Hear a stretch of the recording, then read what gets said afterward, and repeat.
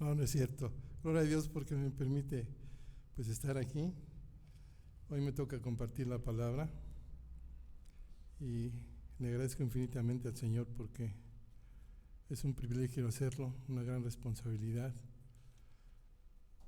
Y bueno, estamos aquí, vamos a, ya lo que leyó mi hermano Jorge ahorita, vamos a estar en Efesios 4, del 12 al 14.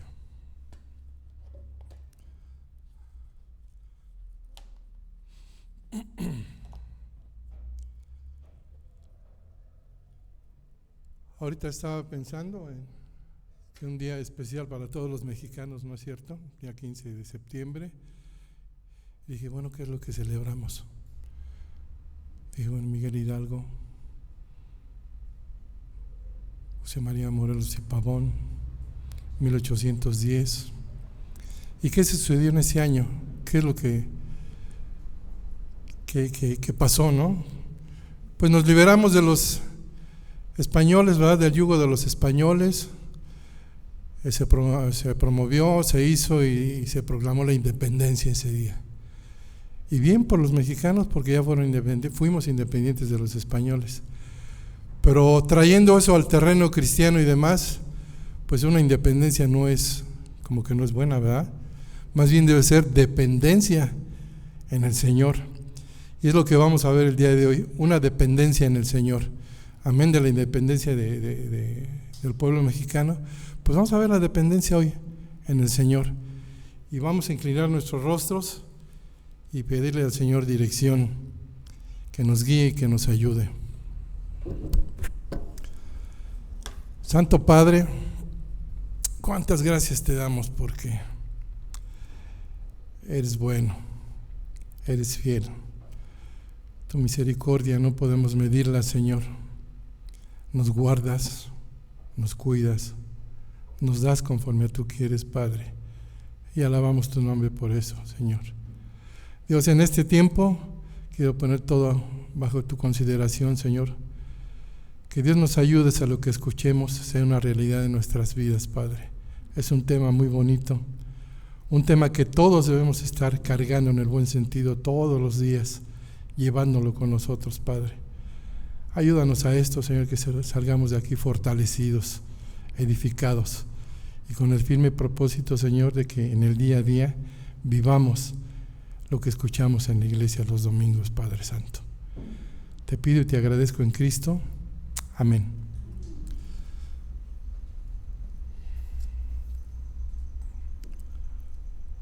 Dice la palabra de Dios en Efesios 12 al 14.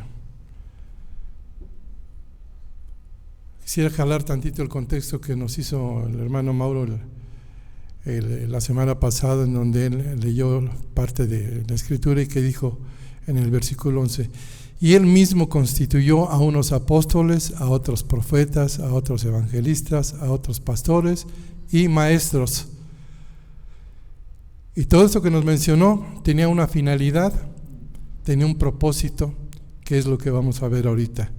Una vez leído el versículo 11, dice el versículo 12: a fin de perfeccionar a los santos para la obra del ministerio, para la edificación del cuerpo de Cristo.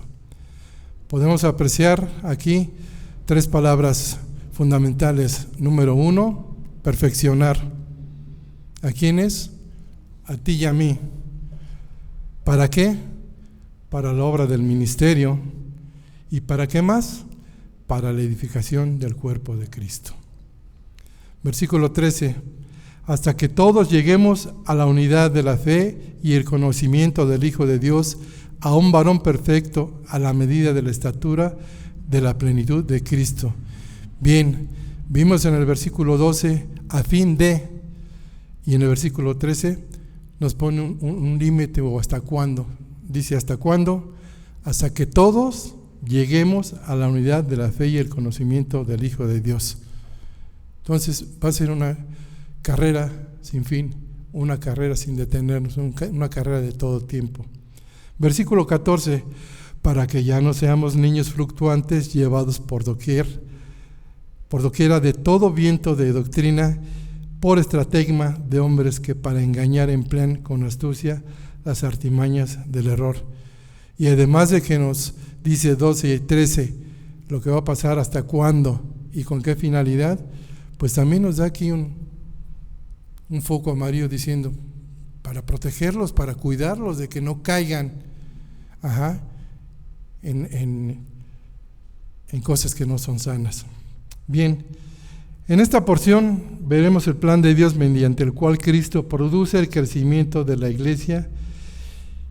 Y puesto que el Señor dijo en Mateo 16, 18, yo edificaré mi iglesia, debe entenderse que esta edificación debe llevarse a cabo de acuerdo a su plan. Tratar de hacer otro método, otras técnicas, otras tácticas que no sean las que Dios ya diseñó y que sean totalmente por voluntad humana, no es más que competir en vano con la palabra del Señor. Tristemente eso lo vemos hoy en día en muchas partes. ¿Cuántas iglesias no trabajan de esa manera? Parece ser que es un show el que van a presentar el domingo. Parece ser que es una fiesta. Bailan. Falta que, no sé si haya, no lo he visto, pero que pongan afuera luz y sonido y anunciando el domingo para las iglesias. Tristemente eso pasa hoy en día. Entonces son tácticas, técnicas de las iglesias y pseudo pastores que usan ¿para qué? Para supuestamente hablar de la palabra del Señor. Y eso no es cierto, no es sano.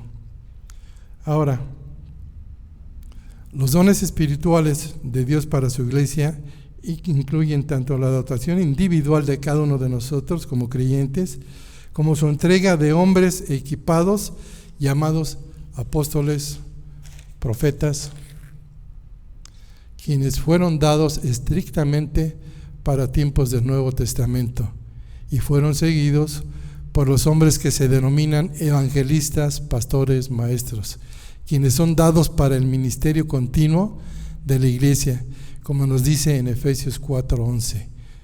Efesios 4:11 dice, y él mismo constituyó a unos apóstoles, a otros profetas, a otros evangelistas y a otros pastores y maestros, como lo vimos en el versículo 11 del capítulo 4. El plan de Dios para los hombres que son evangelistas y pastores, maestros, es que se dediquen a equipar, a edificar y desarrollar su iglesia mediante la aplicación que establecen los versículos del 12 al 16. Eso lo podemos leer con detenimiento en casa. Este pasaje muestra la progresión, el propósito y el poder del patrón divino que Dios dispuso para la edificación de su iglesia.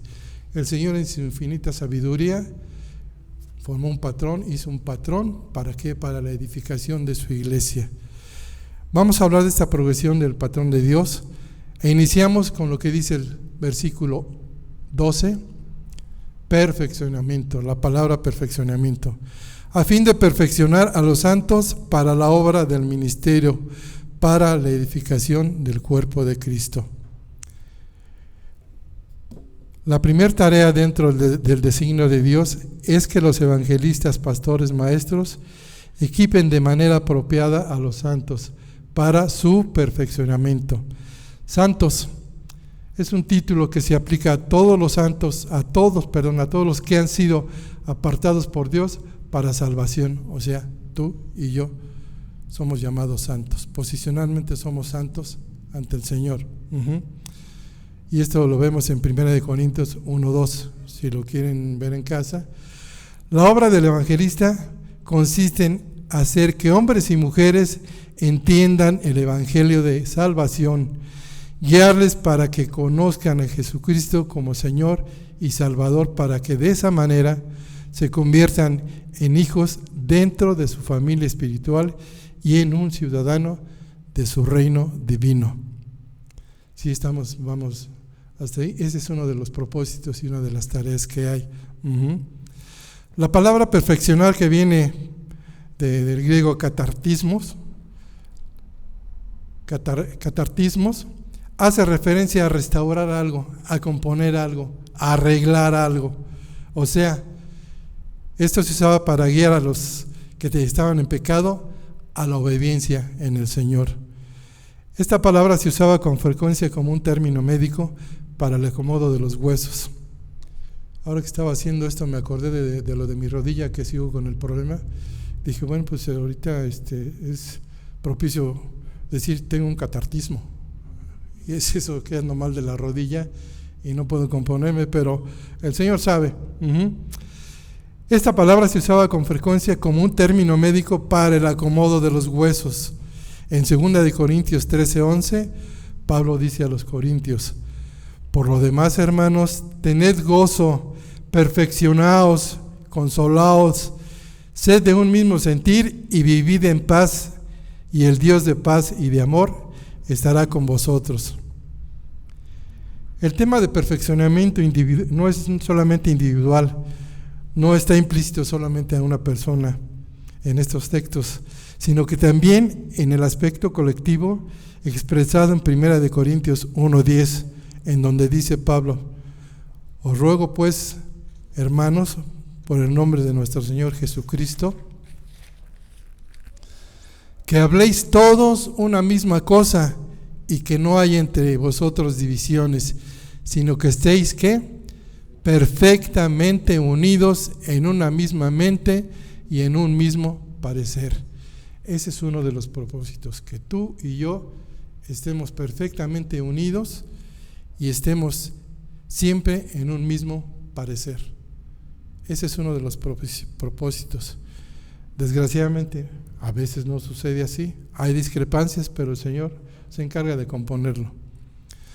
Vemos que el perfeccionamiento de cada creyente trae como resultado la unidad de todos.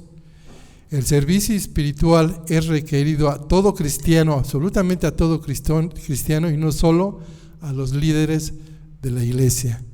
El servicio espiritual es requerido a todo cristiano y no solo a los líderes de la iglesia que existe. Y esto creo que lo entendemos. Tú y yo tenemos un compromiso con el Señor y Él requiere de nuestra participación siendo hijos de Él, y no solamente de los líderes de la iglesia. No vamos a estar dependiendo siempre de los líderes. Ahora, en base a esto, Dios ha dado 4 herramientas básicas, hermanos, para perfeccionar a los santos en su vida espiritual. Dios ha dado 4 herramientas básicas para perfeccionar a los santos en su vida espiritual. La primera, y muy importante, su palabra. Esta es una de las herramientas que el Señor ha dado.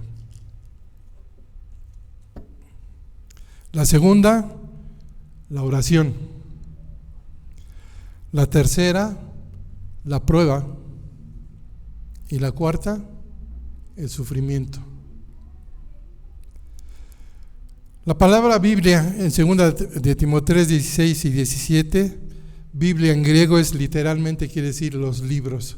Biblia en griego quiere decir los libros. Y 2 de Timoteo 3:17 dice: toda la escritura es inspirada por Dios y útil para enseñar, para redarguir, para corregir, para instruir en justicia, a fin de que el hombre de Dios sea perfecto, enteramente preparado para toda buena obra. De tal modo que hay una consecuencia, que si no escudriñamos, no estudiamos la palabra, no la leemos, no la llevamos consigo, ¿qué va a suceder? No estaremos preparados, no estaremos listos, de tal manera que la palabra de Dios es sumamente importante, y esta es una de las 4 herramientas que el Señor dejó. Y bueno, entiéndase que la Biblia no la dejó el Señor solo para información, hermanos. No la dejó solo para información, sino para transformar nuestras vidas. Cada vez que la leemos y estudiamos y escudriñamos, ¿qué sucede? Vamos siendo transformados de manera continua, de manera permanente.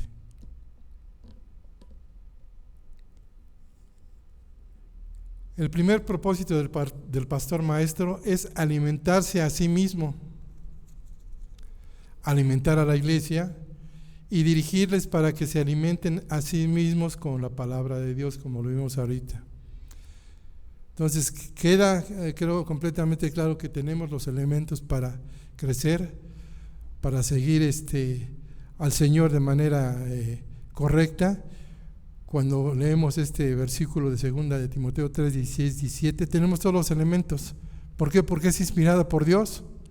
¿Con qué propósito? Para enseñar, para redarguir, o sea, para rebatir, para poder refutar. ¿Cuántas veces nos había pasado cuando éramos inmaduros de que alguien nos decía algo de la palabra y sabíamos nosotros que era incorrecto, que estaba mal, pero no teníamos, ¿cómo le digo? ¿En dónde está lo que yo aprendí para refutarle, decirle que eso que está diciendo es incorrecto? ¿Nunca les pasó? A mí sí me pasó. No sabía en el momento pero si está mal este cuático, ¿cómo se atreve a decir eso? Pero yo no tenía los argumentos y yo sabía que estaba mal porque lo había estudiado con algún hermano. Y me quedaba todo cuadriculado. Dije, tengo que aprender más. Y es efectivamente, dice, es inspirada por Dios, útil para enseñar, para redarguir, para corregir, para instruir, y con la finalidad de que el hombre de Dios sea perfecto y enteramente preparado.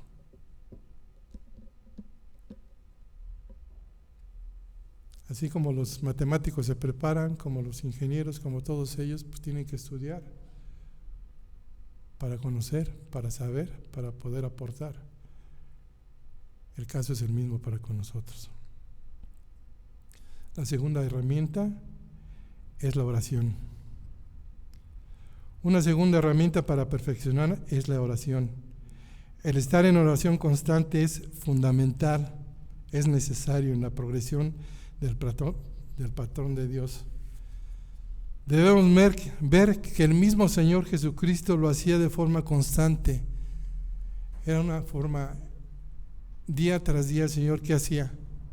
Oraba. Es el mejor ejemplo que podemos tener, el Señor Jesucristo. Pero hay quienes más lo hacían de manera también constante. ¿Qué tal Pablo? En cualquier circunstancia que se encontraba, Pablo, la oración, en todo momento, en la prisión, en las persecuciones, en todo tiempo. ¿Qué tal Daniel? ¿Cuántas veces oraba Daniel al día? 3 veces. Y no nos dice la Biblia de qué tiempo se tomaba en oración. ¿Qué tal que cada tiempo era de 8 horas?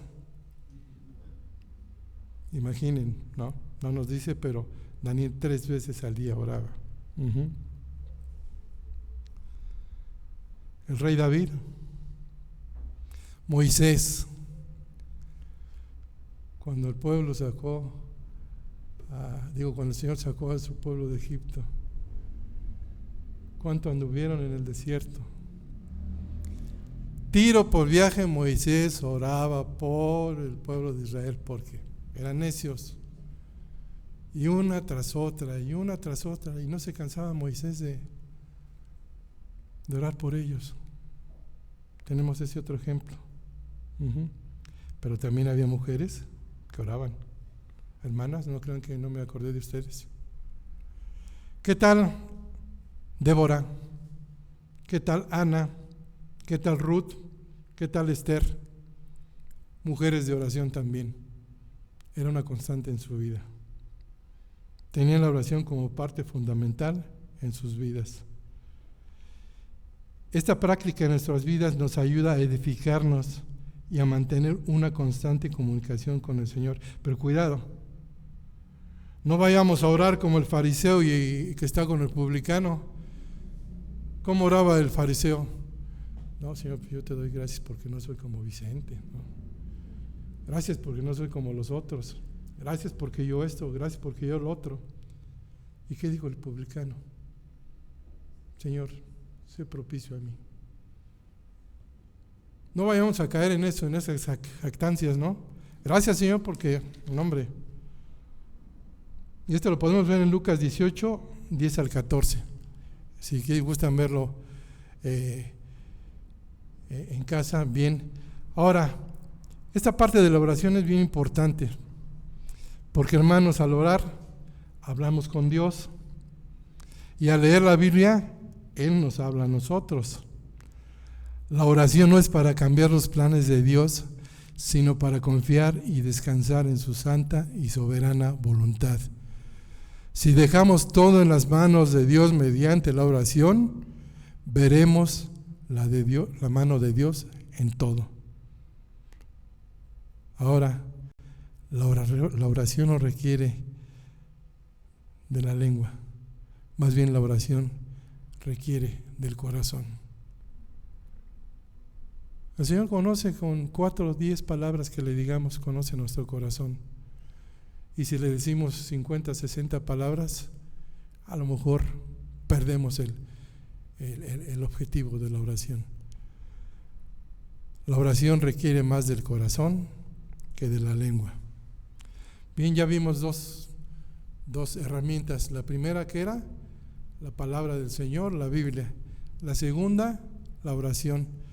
Ahora vamos a la tercera herramienta para el perfeccionamiento de los santos, que es la prueba, y de inmediato la cuarta, que es el sufrimiento. Definitivamente estas son experiencias depuradoras mediante las cuales el creyente es refinado para adquirir mayor santidad. Santiago en 1, 2, 4 dice: hermanos míos, tened por sumo gozo cuando os halléis en diversas pruebas, sabiendo que la prueba de vuestra fe produce paciencia, mas toda la paciencia su obra completa, para que seáis perfectos y cabales sin que os falte alguna cosa. Nos hemos encontrado en esta situación, hermanos, a veces, que nos encontramos en diversas pruebas, y somos pacientes cuando estamos bajo esa condición. Nos cuesta trabajo, a veces le luchamos, pero el Señor nos dice aquí en su palabra: tened por sumo gozo cuando os halléis en diversas pruebas, sabiendo que la prueba de vuestra fe produce paciencia, mas tenga la paciencia su obra completa, para que seáis perfectos y cabales sin que os falte cosa alguna. Cuando respondemos a la prueba de Dios con confianza, con obediencia, y una obediencia muy continua, nuestros músculos espirituales son fortalecidos, y ciertamente es así, porque esto nos ayuda cada vez que tenemos este tipo de experiencias en nuestro día a día, nos ayuda a fortalecernos, y somos cada vez más fuertes en el Señor y más obedientes a Él. ¿Cierto o no, hermanos? No se oyó. Sí, ¿verdad? Entonces, pues debemos tener confianza, debemos tener obediencia, y nuestros músculos espirituales serán fortalecidos de una manera increíble. Ahora, el sufrimiento también es un medio de perfeccionamiento espiritual. Pedro emplea esta palabra casi al final de su primera carta. Dice: mas el Dios de toda gracia, que nos llamó a su gloria eterna en Jesucristo, después que hayáis padecido un poco de tiempo, Él mismo os perfeccione, afirme, fortalezca y establezca. Estas 4 palabras aluden a una fortaleza y a una resolución. Entonces las repito: padeciendo un poco de tiempo. A veces ese poco de tiempo se nos hace una eternidad. ¿Por qué? Porque estamos en nuestras fuerzas, porque estamos queriendo salir nosotros por voluntad propia, y como que sin darnos cuenta, no confiamos en el Señor, o no le consultamos, o no lo vemos, no le pedimos.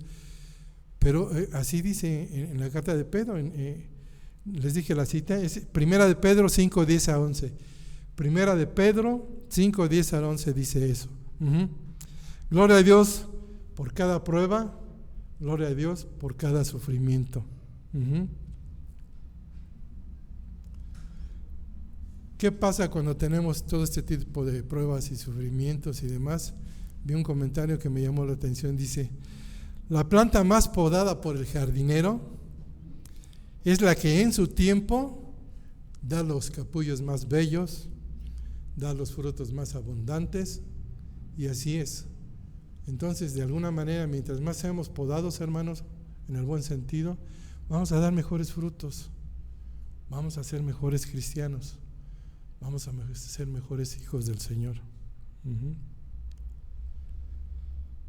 Conocer y seguir a Cristo en el sentido más profundo del término no solo significa ser resucitados con Él, sino también acceder a la participación de sus padecimientos, como dice Filipenses 3:10, a fin de conocerle y el poder de su resurrección y la participación de sus padecimientos, llegando a ser semejante a Él en su muerte.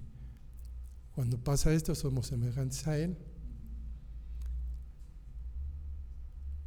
Nuestro hermano Pablo se regocijaba en su sufrimiento por causa de Cristo, cualquiera que fuera su situación. Cualquiera que fuera su situación, él se regocijaba. Y Dios nos consuela en todas nuestras tribulaciones, nos dice el apóstol. ¿Para qué? Para que podamos nosotros también consolar a los que están en cualquier tribulación. Y por medio de la consolación con que nosotros somos consolados por Dios. De tal manera que el Señor nos consuela, y este consuelo que nos da debemos compartirlo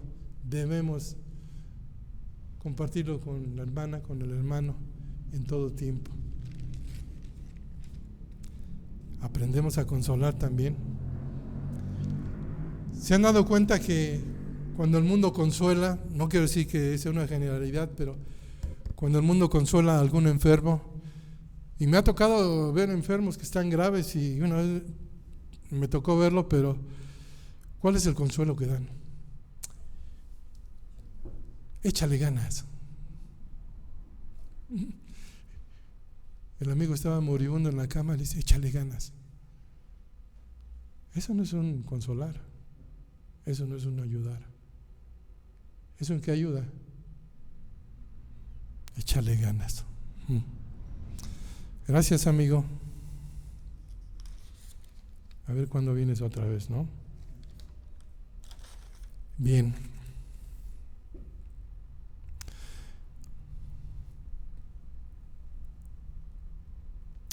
Bueno, vimos que era que me quedé en dónde. Ok, en Filipenses 3:10, ¿verdad? Entonces Pablo se regocijaba, se consolaba. Y los filipenses, ¿cuánto no aprendieron de Pablo? Y aprendieron a consolar. Dice: las pruebas y el sufrimiento son enviadas definitivamente en directo mediante operación divina. Y Dios envía estas cosas a sus santos conforme a su voluntad amorosa y soberana. Y gracias al Señor por ello. No es la mala suerte, no es que, híjole, qué casualidad. Directamente el Señor las permite, las envía. ¿Con qué finalidad? De pulirnos, de ayudarnos a ser mejores, de que tengamos crecimiento, de que seamos mejores cada día. Esto corresponde al Señor. Él envía estas dos cosas, el sufrimiento y la prueba. Y hay otras dos que estas pertenecen y son tareas para los hombres de Dios, que son la oración y el conocimiento de las Escrituras. De tal modo que tú y yo estamos en el compromiso de orar de manera continua, y también el de conocer por medio de la Escritura lo que el Señor pide y reclama de nuestras vidas. Al igual que los apóstoles en Jerusalén, el pastor maestro debe consagrarse a persistir en la oración y ministerio de la palabra, como lo dice Hechos 6:4. Dijeron: y nosotros persistiremos en la oración y en el ministerio de la palabra. Colosenses 1:21 dice: a quien anunciamos amonestando a todo hombre y enseñando a todo hombre en toda sabiduría, a fin de presentar perfecto en Cristo Jesús a todo hombre.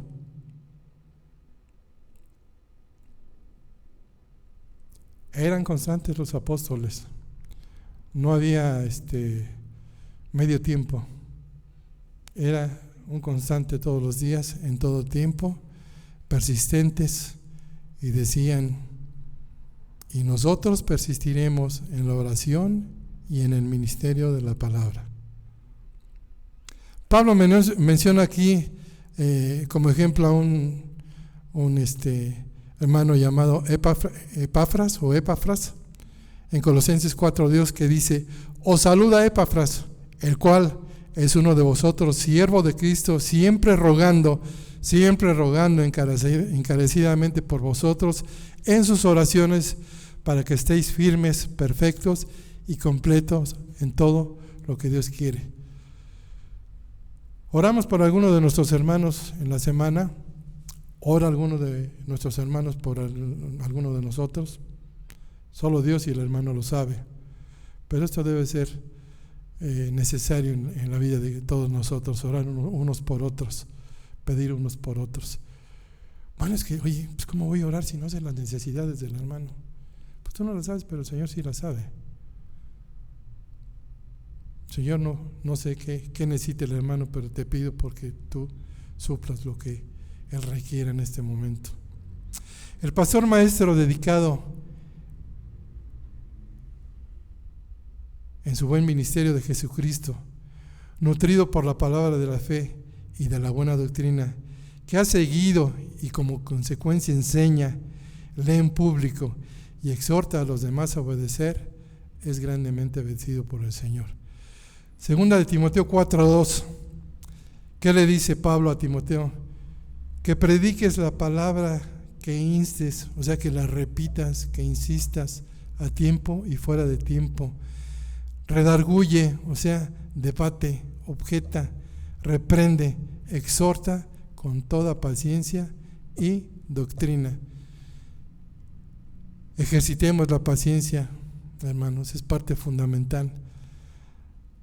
A veces nos cruzamos con personas que les hablas del Evangelio 50, 60 veces, 70, 80, y la paciencia empieza a... Exactamente. Pero tenemos que ejercitarla. Dices, no, pues este cuate no entiende. Esta persona, no. O sea, de verdad que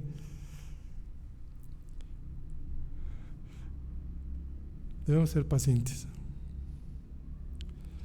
Hermanos, definitivamente el estudio y la enseñanza de la palabra de Dios toma tiempo. Por ello, el pastor maestro no puede cumplir su responsabilidad asignada por Dios si se ve agobiado, atosigado por planeaciones o administración de alguna multitud de programas humanos, sin importar estos si son valiosos o benéficos. Él no debe distraerse mucho de esto, en esto. De nuevo, al igual que los apóstoles en Jerusalén, el pastor maestro no puede evadir su responsabilidad primordial. Y vemos un ejemplo aquí en Hechos 6, 2 al 4, los apóstoles que dijeron: no es justo que nosotros dejemos la palabra de Dios para servir mesas. ¿Cómo vamos a hacer eso, no?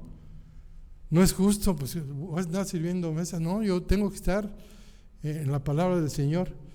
Y de ahí se desprende que, deciden elegir 7 varones. 7 varones para servir la mesa, pero que de buen testimonio. Dice, pero que sean de buen testimonio. No agarraron ahí 7 varones de buen testimonio para servir mesas. Y entonces ahí ya les quitaron la carga a los apóstoles. Está bien, ya no vas a servir mesas, vas a estar ocupado en lo que Dios te ha puesto. Y hay 7 varones que se van a ocupar. ¿En qué? En servir las mesas.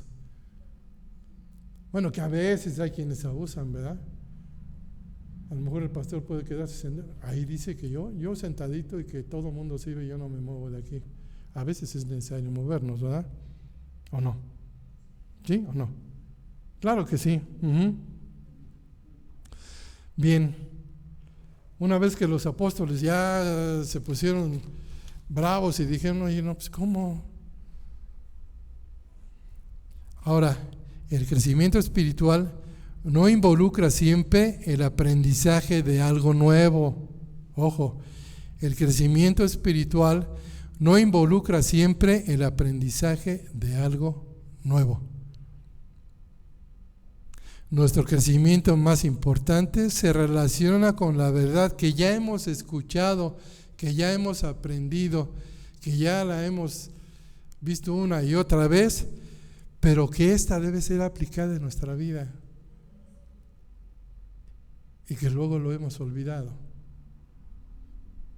No es que aprendamos cada 8 días algo nuevo, y salimos de aquí y se dice que un sermón no vivido fuera de la iglesia es como si no hubiéramos escuchado el sermón.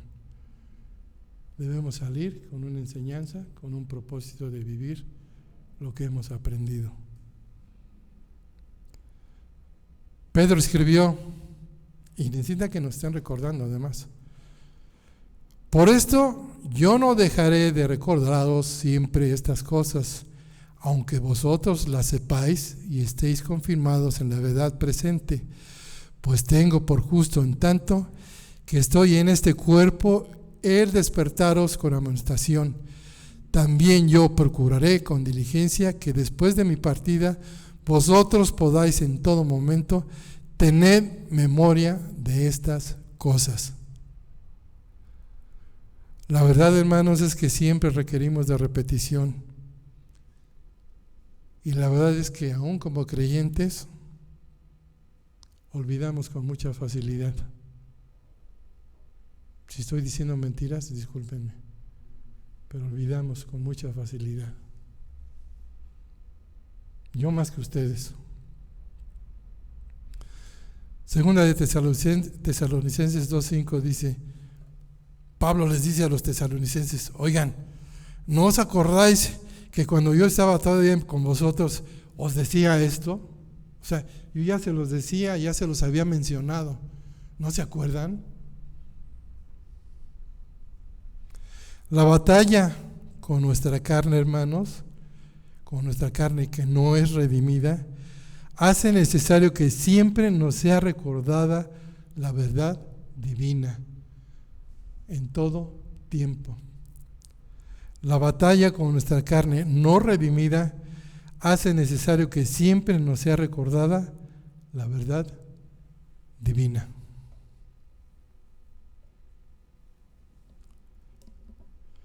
Vamos a ver un aspecto, el aspecto siguiente, que es el ministerio, que sigue en el versículo 12. El segundo aspecto del plan de Dios para el funcionamiento correcto de la iglesia es el ministerio. Esta obra del ministerio no es solo responsabilidad de los pastores, pues ellos solos no pueden hacer todas las cosas que una iglesia necesita hacer, sin importar cuántos dones, talentos, dedicación pueda tener. Ministrar siempre excederá en gran medida su tiempo y capacidades individuales. Es demandante. Esto es demandante. El estar al frente de la iglesia es un trabajo muy arduo, muy constante, desgastante, pero el Señor lo ha puesto y da las fuerzas para sobrellevarlo. Por ello, el propósito es equipar a las personas bajo su cuidado espiritual para que las necesidades de la iglesia sean satisfechas. El versículo 16 hace mención de esto. Si lo queremos leer para que estemos de que en todo el cuerpo, bien concertado y unido entre sí por todas las coyunturas, que se ayudan mutuamente según la actividad propia de cada miembro, recibe su crecimiento para ir, ¿qué? Edificándose en amor. O sea que la carga entre dos pesa menos. Tú y yo tenemos tareas, el pastor tiene tareas, entonces somos parte del cuerpo de Cristo, por tanto, debemos involucrarnos. Es obvio que los líderes tienen participación en el servicio y varios o muchos más participan de la obra del perfeccionamiento, pero el diseño básico de Dios para la iglesia es que esto se haga de modo que los santos puedan servirse unos a otros con eficacia dentro de la iglesia entera, dentro de la iglesia. La iglesia debe involucrarse de forma activa y agresiva en la obra del Señor. ¿Estamos activos? ¿Somos parte de? ¿Tenemos algún ministerio? ¿Estamos apoyando en algo? Es necesario que lo hagamos. Si no es el caso, debemos involucrarnos, debemos ser parte de. ¿Por qué? Porque lo dijo anteriormente, el pastor no puede hacer todo en la iglesia. Cada uno de nosotros tenemos funciones también por hacer. Segunda de Corintios 15:58 apoya lo que estamos viendo ahorita. Si ya está en la pantalla, ¿sí lo tienes, Jorge?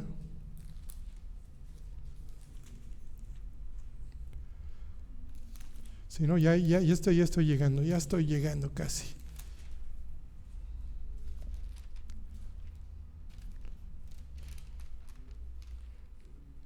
Primera de Corintios 15:58, había hecho segunda, ¿verdad? Es Primera de Corintios 15:58. No, segunda no llega hasta allá.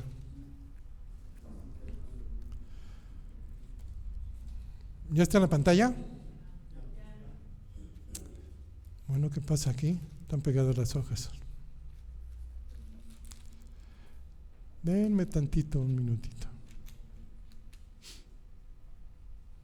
Dice 15:58. Así que, hermanos míos amados, estad firmes y constantes. ¿Cómo estar? Firmes y constantes. ¿Creciendo en qué? En la obra del Señor siempre, sabiendo que vuestro trabajo, ¿qué? En el Señor no es en vano. Entonces está muy claro que este versículo, ¿no? 15:58. Pero hay otro en contraste, hay otro versículo que podríamos mencionar, segunda de Tesalonicenses 3:11, que dice, porque oímos que algunos de nosotros andan, ¿qué? Desordenadamente, no trabajando en nada, sino entrometiéndose en lo ajeno.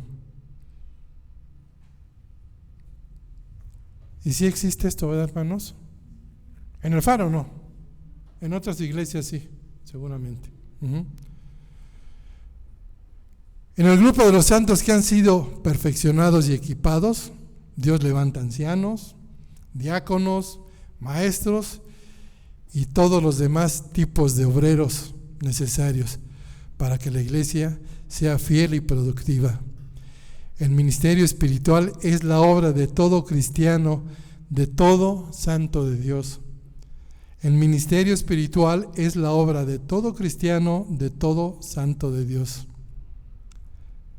La mera asistencia a la iglesia no es más que el pobre sustituto para la participación activa en el ministerio. La mera asistencia a la iglesia no es más que el pobre sustituto para la participación activa en el ministerio. Fuerte, ¿verdad? Pero es una realidad. Vamos a ver otra palabra del versículo 12, que es la edificación. Sí vamos bien hasta ahí, hermanos. Y si no, me voy a seguir. O sea, tengo que seguir. Ya falta menos. La tercera meta elemental e inmediata del plan de Dios para el funcionamiento de su iglesia es su edificación. La edificación apropiada por medio de evangelistas y pastores maestros conduce al ministerio apropiado para la congregación, resultando una correcta edificación del cuerpo de Cristo. Oikedome, palabra griega que dice edificación, se refiere literalmente a la construcción de una casa y se empleaba en el sentido figurado para aludir a cualquier tipo de edificación en ese tiempo. Pablo aquí habla de la edificación y desarrollo espiritual de la iglesia. El cuerpo se edifica a medida que se añaden más creyentes, pero el énfasis se hace aquí en su edificación interna, a medida que todos los creyentes son alimentados con miras a un servicio fructífero por medio de la palabra. Gloria a Dios que se vayan añadiendo más creyentes y vengan más creyentes. Pero aquí el énfasis es que es la parte interna, que son alimentados con mira a un servicio fructífero por medio de la palabra. Esta exhortación de Pablo a los ancianos de Efesios que vamos a leer subraya la importancia de este proceso. Hechos 20:30 dice: y ahora, hermanos, os encomiendo a Dios y a la palabra de su gracia, que tiene poder ¿para qué? Para sobreedificaros. La maduración de la iglesia está vinculada con el aprendizaje y obediencia a la revelación de las Santas Escrituras. Así como los bebés recién nacidos necesitan y desean leche física, nosotros los creyentes debemos desear ¿qué? El alimento espiritual. En 1 de Pedro 2:2, él dice: desead como niños recién nacidos la leche espiritual no adulterada. Hay quienes adulteran la palabra de Dios y dan palabra adulterada al oyente, y esto desgraciadamente ha surgido de una manera espantosa. Palabra adulterada. La edificación de los redimidos involucra a la unidad de la fe, al conocimiento del Hijo de Dios, a partir de los cuales fluye la madurez espiritual, la sana doctrina y el testimonio del amor. La unidad de la fe, ahora vamos al versículo 3 que hace mención de la unidad de la fe, versículo 13 del capítulo 4. Siempre que los creyentes reciben enseñanza correcta, cuando realizan con fidelidad la obra del ministerio y cuando el cuerpo es en consecuencia edificado a la madurez espiritual, la unidad de la fe es un resultado inevitable. Eso es inevitable. Cuando hay todo esto, cuando en la enseñanza encierra esto que acabo de mencionar, definitivamente hay un resultado inevitable. Se da. Solo una iglesia equipada y alimentada con base a la enseñanza bíblica que sirve y es madura en su vida espiritual puede aspirar ¿a qué? A que todos lleguemos a la unidad de la fe. 1 de Corintios 1:10, lo sabemos, lo hemos cantado. Dice: os ruego pues, hermanos, en el nombre del Señor, que habléis todos una misma cosa y que no haya entre vosotros divisiones. 1 de Corintios 1:10. Cualquier otra unidad ajena a la que estoy mencionando del Señor, cualquiera que sea a nivel humano, no solo estará aparte de la verdadera unidad de la fe, sino que incluso podrá ser estorbo para ella. Ninguna unidad fuera de la que menciona el Señor podrá ser igual e incluso sería de estorbo para ella. Para la edificación de la iglesia es necesario alcanzar el conocimiento del Hijo de Dios. Seguimos en el versículo 13. Pablo no habla aquí de un conocimiento para salvación, ese ya lo tuvimos, ya aconteció en nosotros, sino del conocimiento profundo, conocimiento pleno que se alcanza por medio de una relación con Cristo. ¿Basada en qué? En la oración y el estudio fiel a su palabra. A ver si buscamos Filipenses, Vamos a ver alguna cita que nos va a ayudar. Filipenses 3, 8 al 10 y el 12. Filipenses 3, 8 al 10 y el 12. Pablo así dijo: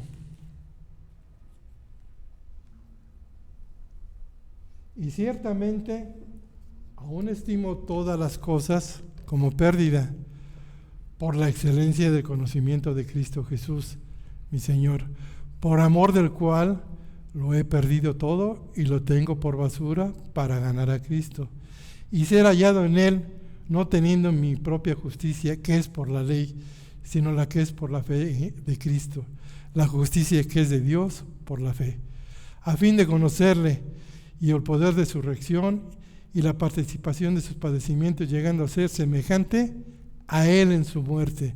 Versículo 12, no que lo haya alcanzado ya, ni que ya sea perfecto, sino que prosigo por ver si logro asir aquello a lo cual fui también nacido por Cristo Jesús. Entonces Pablo aquí habla de ello de una manera muy clara. Y él seguía adelante. ¿Quién era Pablo? ¿Qué hizo Pablo?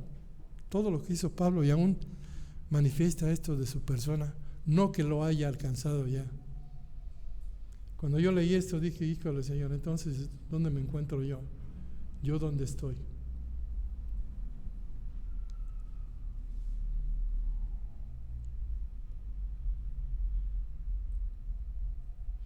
El que dice que permanece en él debe andar como Él anduvo. Crecer en el conocimiento más profundo del Hijo de Dios es un proceso que dura toda la vida. Caminaremos toda la vida y no será completado hasta que veamos a nuestro Señor cara a cara. Impactante. Hasta que lo veamos cara a cara. Seguimos en el versículo 13, en donde habla de la madurez espiritual, a la medida de la estatura de la plenitud de Cristo.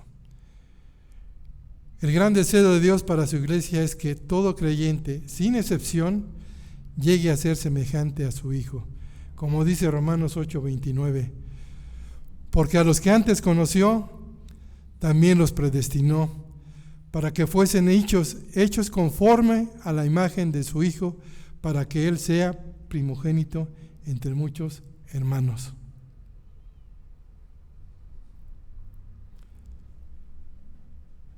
¿Cómo ser semejante al Hijo? ¿Cómo ser semejante a Él? Bueno, manifestando el carácter y cualidades de aquel quien es la única medida de un varón perfecto. Por tanto, nosotros debemos reflejar a Cristo. Por esta razón, los cristianos estamos llamados a andar como Él anduvo. Hermanos, el mundo nos ve, el vecino nos ve, en la iglesia nos ven. Y si no andamos como el Señor anduvo, vamos a ser piedra de tropiezo. Van a decir: no, ya es el Mauro, ¿cómo es? ¿Cómo anda? Y habla de Cristo. El mundo nos ve, nos tiene vigilados, y cualquier vacilación, cualquier tropezón y demás, lo toman como pretexto.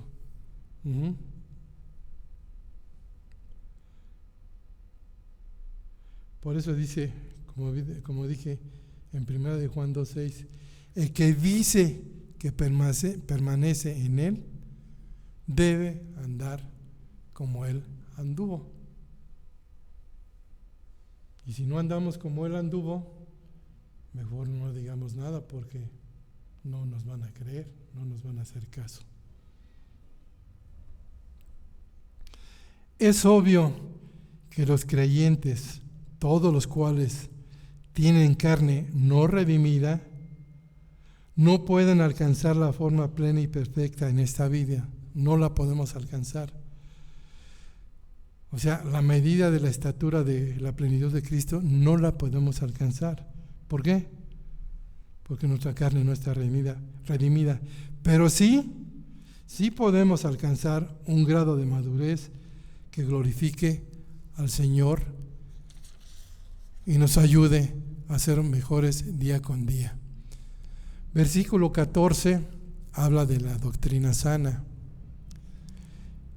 El cristiano que ha recibido doctrina sana está equipado para su perfeccionamiento y maduración. Ya no se comporta como los creyentes inmaduros, que son como niños fluctuantes, llevados por doquiera de todo viento, doctrina, para estratagema, o sea, engaño, de hombres que para engañar emplean con astucia las artimañas de ¿quién? Del enemigo, las trampas del enemigo, del error. Los cristianos inmaduros que no están fundamentados en el conocimiento de Cristo por medio de la palabra, están inclinados a aceptar su criterio alguno a toda clase están inclinados a aceptar sin criterio alguno toda clase de errores doctrinales e interpretaciones erróneas de las Escrituras, que son promulgadas por falsos maestros, enseñadores en la iglesia que solo enseñan cosas sin fundamentos, cosas que no se deben aprender. Por tanto, debemos tener discernimiento en el Señor para poder entender todo lo que nos hablen, porque cuando no hay esto, somos fácilmente engañados. ¿Y saben qué? Gloria a Dios, porque en esta iglesia hemos recibido la sana doctrina, basada estrictamente en la palabra de Dios. Siempre confiando en la palabra de Dios, siempre escudriñando la palabra de Dios. No hay un adicional, no es esto más esto, no es esto más lo otro, es exclusivamente la palabra del Señor.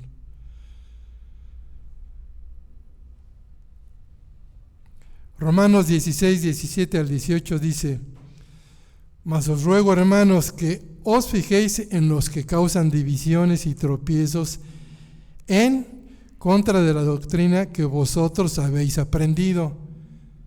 ¿Cuál doctrina hemos aprendido? La sana doctrina.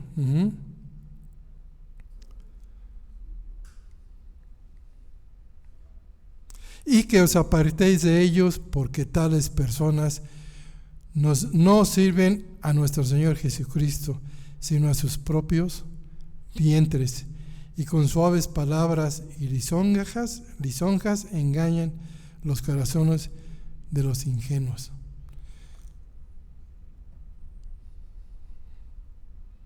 ¿Cuántas cosas vemos de estas? El cristiano inmaduro es crédulo. Fíjense bien, el cristiano inmaduro es crédulo. La causa de esta triste situación, o sea, cree en esta triste situación espiritual. No es difícil hoy en día de encontrar muchos evangelistas que presentan un evangelio carente de verdad, un evangelio de fe muy sencillo, muy fácil, sin compromiso, no real, pastores con mensajes sin contenido, iglesias con mala doctrina. Hoy en día las encontramos por todas partes, tristemente.